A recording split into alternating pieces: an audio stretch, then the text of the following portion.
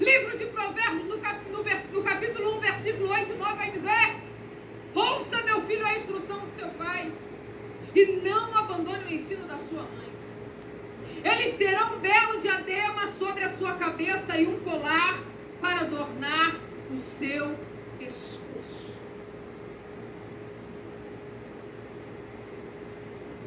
Cuidado com aquilo que você deseja. Vocês são jovens, muitos ainda não casaram. E às vezes existe esse desejo de ter alguém e projeta em alguém. Existem os anseios da nossa alma e do nosso coração. Mas se não é um homem e uma mulher separada de Deus, caia fora. Se não gosta de estudar, sai correndo. Se não honra pai e mãe, não vai honrar a tua vida. Se não gosta de buscar a presença de Deus, vai te tirar da presença. Então cuidado com as suas escolhas. Não seja engodado por aquilo que você vê, com aquilo que teu coração arde, porque Deus, o Espírito de Deus está dizendo: cuidado para não fazer alianças com aquilo que Deus não tem negócio, porque é caminho dos olhos aos homens que parece bom, mas no final é caminho de morte. Deus nesta noite está quebrando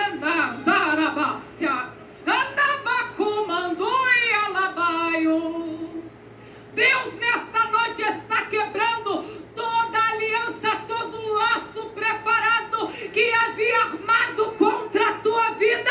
Você não vai escolher baseado nos desejos carnais, mas vai ser direcionado pelo Espírito. Aplauda o Senhor, aplauda Ele.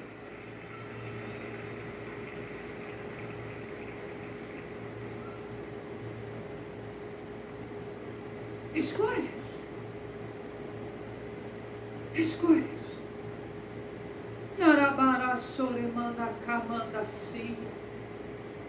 Eis que ponho diante de ti o caminho da vida e da morte. Escolhe, pois, tua vida, para que viva bem tu e a tua casa. Deus está dizendo, jovem, arranque essa ansiedade do teu coração, porque aquilo que Deus tem preparado para ti é extraordinário.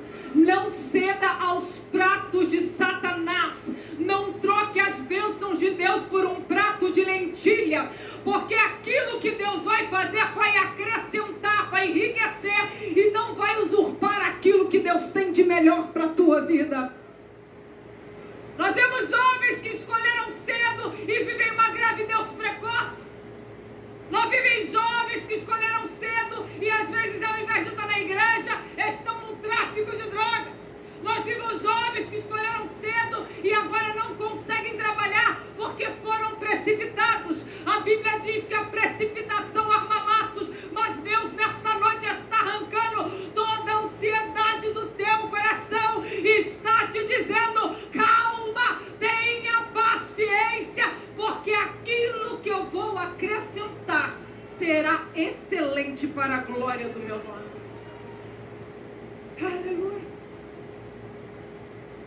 Segundo erro de Sansão, segunda quebra de aliança, Sansão vai tocar em coisas mortas. Sabemos que o voto dele, ele não podia tocar em coisas mortas. Ao descer e ao desejar aquela mulher e ao voltar e a falar com seus pais, nós sabemos que Sansão, ele mata um leão. E quando ele está voltando de viagem, ele vai ver um mel dentro da barriga do leão. Ele pega aquele mel e ele vai dar para os seus pais, sem falar de onde esse mel tinha vindo.